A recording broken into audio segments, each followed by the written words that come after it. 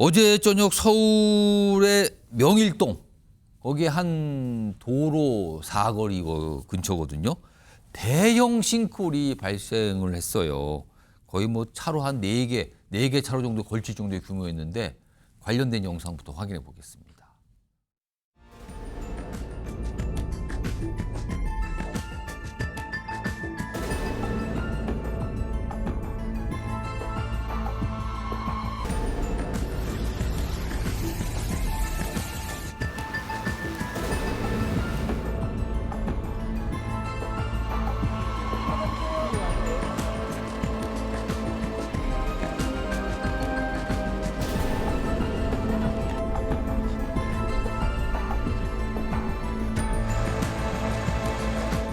매몰되었던 30대 남성은 오늘 11시 22분경 심정지 상태로 발견되었습니다. 사고 직후 17시간 가까이 되는 사퇴 시간 동안에 더 좋은 소식을 들려드리지 못한 거 부담스럽게 생각합니다.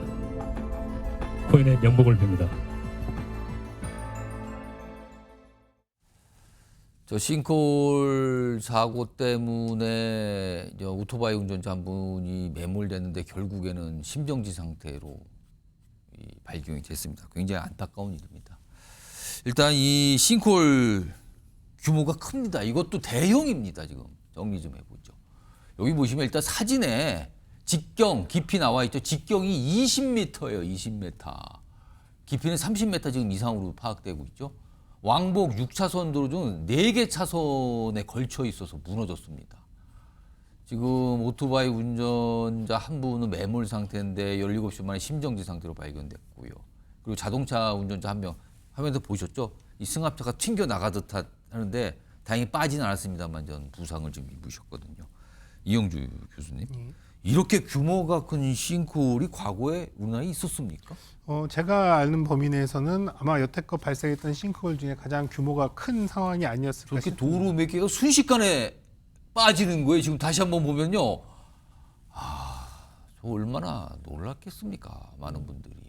또 이제 넓이도 넓지만 또 깊이도 상당히 그래서 깊어서 30m 정도 이상으로 나와요? 작년에 뭐 연희동에서 발생했던 싱크홀 같은 경우도 사실은 깊이는 그렇게 깊지 않아서 차량이 다 채 빠지지 않을 정도의 깊이였는데요. 예. 이번에는 빠지고서도 그 밑으로 한참 떨어져 있는 그렇습니까? 이럴 정도로 굉장히 깊이가 깊어서 상당히 좀 규모가 큰 싱크홀이다 이렇게 볼 수 있겠습니다. 자, 그리고요. 이 오토바이 운전자분께서 싱크홀에 빠져서 매몰 상태였어요. 물론 이게 깊거든요. 굉장히 깊게 들어갔기 때문에 이제 매몰 상태에서 이제 수색하고 그랬는데 17시 만에 발견됐지만 심정지 상태였거든요.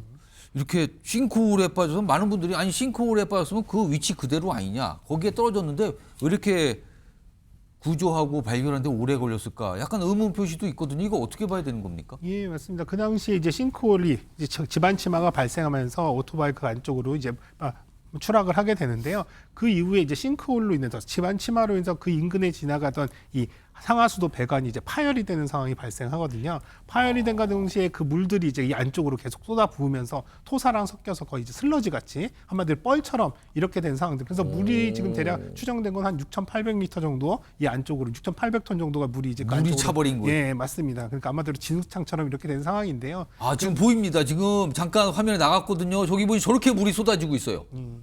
그러다 보니까 저 안에 가서 이제 뻘처럼 돼 있는 상황이 되었고 또 하나는 거기에 이제 매몰된 상태가 됐고 또 야간이다 보니까 사실은 이제 적극적으로 이제 수색이라든지 이런 부분 어려움 또 이 집안 치마가 또 연속적으로 추가적인 붕괴가 이루어질 수 있기 때문에 그렇습니다. 뭐 장비라든지 이런 것들 또 접근 자체가 상당히 좀 조심스러운 부분들이 있어서 야간에 적극적인 어떤 이런 수색이라든지 구조 활동들이 상당히 좀 어려웠던 그런 상황이었습니다.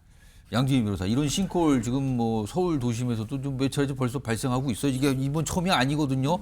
이런 경우에는 이거 책임 소재가 어떻게 되는 겁니까? 원칙적으로는 이 싱크홀의 경우에 도로를 관리하는 주체가 손해배상의 책임이 있다라고 보는 것이 맞습니다. 그러니까 도로를 관리하는 주체는 관련 지자체겠죠. 그렇기 때문에 일반적으로 각 지자체마다 이런 도로가 뭐 패인다라든지 저렇게 예. 뭐 싱크홀이 발생한다라든지 이것에 따라서 발생하는 사고에 대한 손해배상을 하기 위해서 영조물 보험에 이제 들어놓기도 합니다. 그러면 사실 피해자가 만약 지자체가 보험에 가입돼 있다면 보험사의 보험료를 청구해서 받고요. 그 다음에 지자체에 구상을 하는 방식으로 이루어지기 때문에 예. 손해배상을 받기가 비교적 용이한 측면이 있어요. 근데 지자체마다 물론 서울은 아니겠지만 일부 지자체의 경우에는 이러한 보험을 가입하지 않은 곳이 있거든요. 그러면 안타깝게도 피해자가 직접 국가를 상대로 국가배상 청구 소송을 제기하고 예. 그 확정 판결을 받아서 손해배상을 받을 수가 있습니다.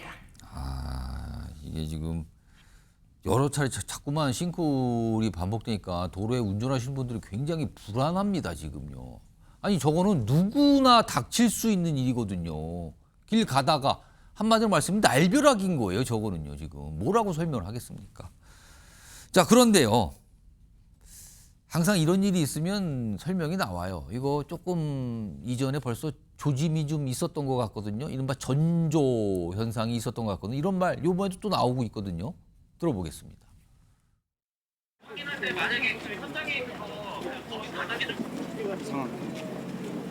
이번 사고의 원인을 조속한 시일 내에 찾아내서 더 이상 이런 일이 반복되지 않도록 최선의 노력을 다하겠습니다.